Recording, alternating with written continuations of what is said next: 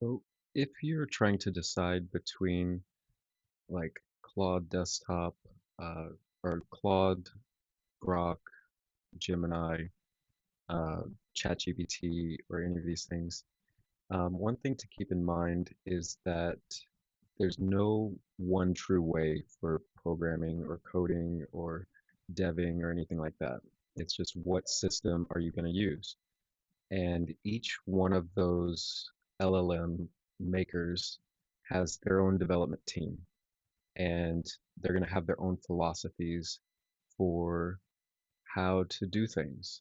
And so if you get Claude, then Claude is going to have an embedded way of wanting to do things. And if you use Grok, the same thing is true. Um, and they don't necessarily agree. So if you bring in a code base, or if you have one of them develop or code a project, and then you have another one come and look at that same code, it might disagree with the methods. It might refactor the whole thing. It might delete certain sections because it doesn't know to even look for those sections.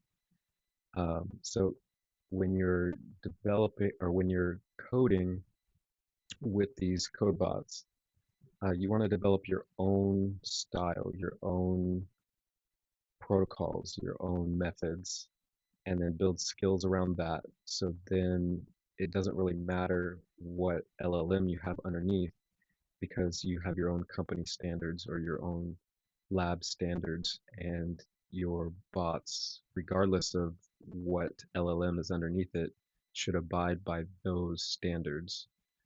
And that's a lot of where the slop stuff comes from because they're trying to set like default standards.